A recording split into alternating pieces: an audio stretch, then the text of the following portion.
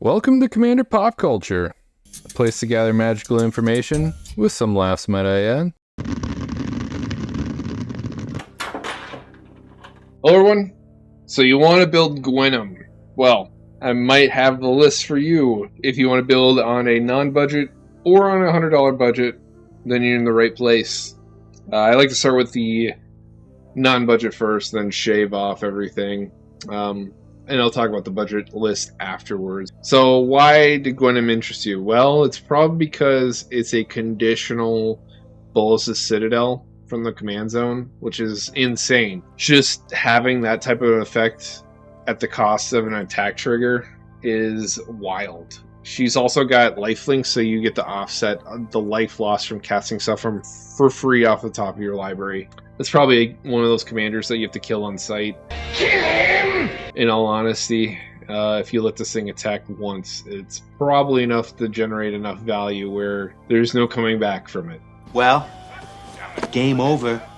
Because the life loss can be pretty hefty, if we get a good string of spells going, we need to offset that by gaining an absurd amount of life. We need to pad our life total, so we have a life gain focus in this list. Ancient Stellar Spawn. This doesn't have any kind of life gain particular parts, but it does have a synergistic piece to it in that we start shooting targets based on casting spells for free. So if we cast a big spell, we could shoot something for a ton of life. It's a target opponent. Barrogoyf is just a big life flinker. Basilica Screecher.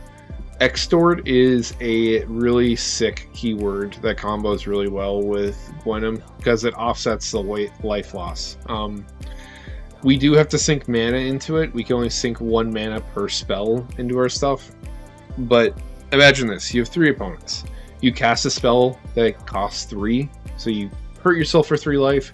You tap an extra mana into that.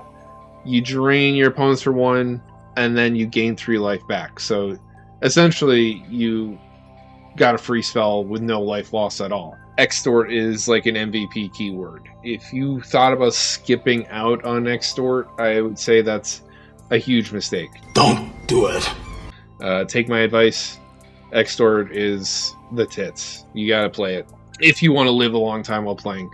The other nice thing about Extort is if you play something less than 3 mana, then you start netting life. Now, this is conditional based on how many opponents are left. Once you have 2 or 1 opponent left in the game, then this becomes less effective. But when you get a full table, this is pretty awesome. Blood Artist triggers when anything dies, so it's incredibly important. Bloodthirsty Conqueror, whenever opponent loses life, you gain that much life. We're not running the combo with Sanguine Bond or anything like that. They're just going to assume you have intentions of draining the whole table out and doing that loop. I don't know. Depends on how trustworthy your opponents are going to be of you. They probably won't even care because the value is so insane that they don't care. But it's in here purely for the life gain purpose. Grip Gas doubles their mana production, and it has Extort, what's not to love. Diamond Mare. Choose a color. We'll obviously choose black. Whenever I cast spell with the chosen color, we gain a life. So it offsets the life loss from casting stuff off the top of our library. Grey Merchant's a big haymaker.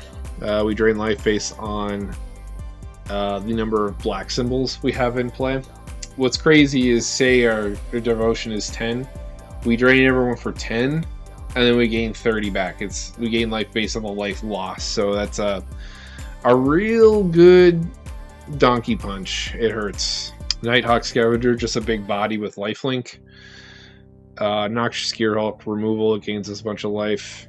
Pontiff of Blight gives everything Extort. If we have an absurd amount of mana, Pontiff of Blight will be our number 1 friend, because Extort's also a win condition. Cast enough spells, people die. You have a 100 card list, people start with 40 life. Zingermancer, whenever a creature opponent controls dies, or whenever they discard, we gain 3 life. Sephiroth. It's another Blood Artist trigger, but for 3 mana, and if we flip him, then it's a emblem, and we get that forever, forever, forever, forever. Shard of the Nightbringer. This is a brutal spell. for 8 mana or 8 life if our commander gets the trigger. Target opponent loses their life, rounded up, and then we gain life equal to life lost. So we pick the biggest player. If they have 40 life, they lose half of it, and then we gain it. We definitely net more life from that exchange than we lost with casting the spell from the top. It's also a decent body. It's 8/8 with flying. People will have to deal with that eventually. Hunt of Hightower, another life-linking body that gets insanely huge. Gets bigger whenever a card hits our opponent's graveyard. Pretty dope. Twilight Prophet. Once we ascend, we drain people based on the top card of our library. Vein Ripper is another version of Blood Artist, but a little more cracked out because it does 2 damage instead of 1. Witch of Morris, we gain a lot of life, so we get a lot of cool triggers on our end step, and we get a card back. What's not to like?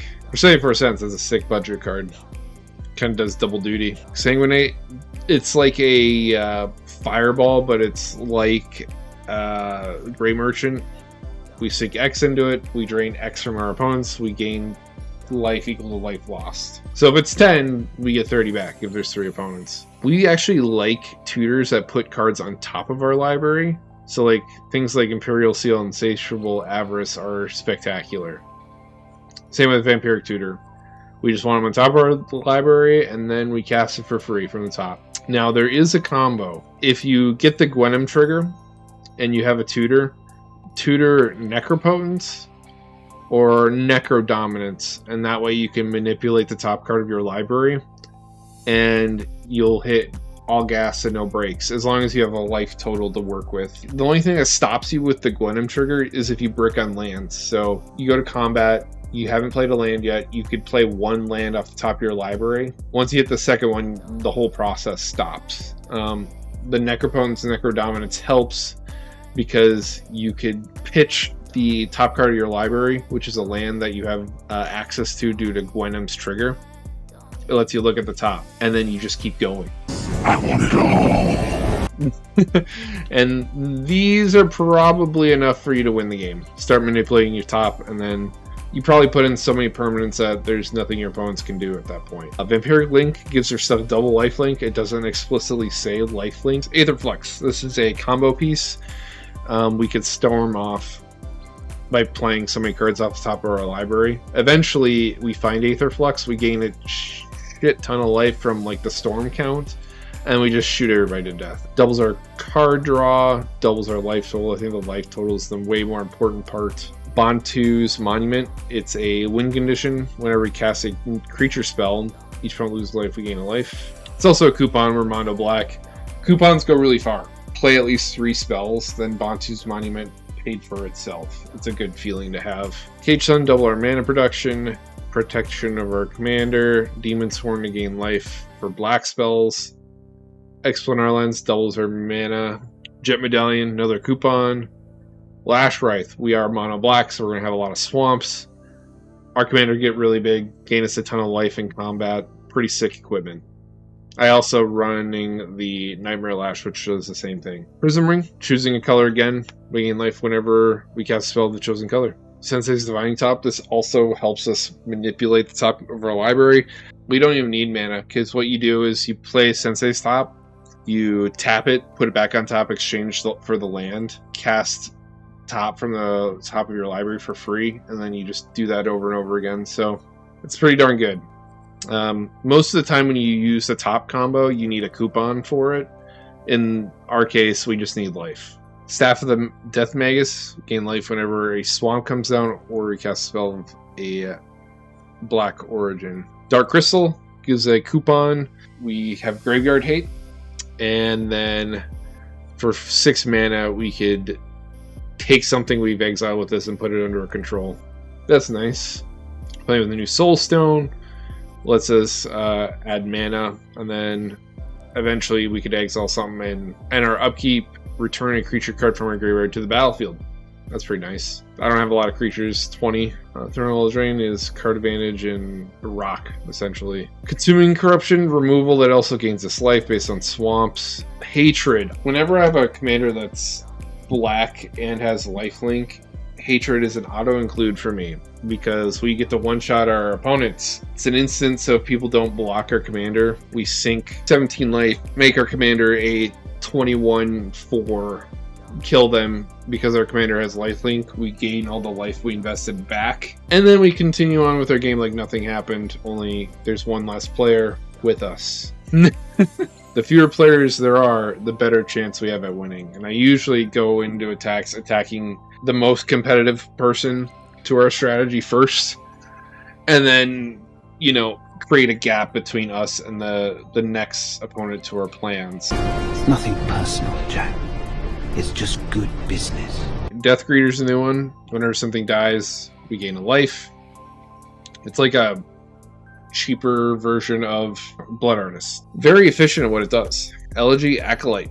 4/4 for 4 with lifelink. Whenever a creature control deals damage to player, draw a card, lose life. Not bad, not bad.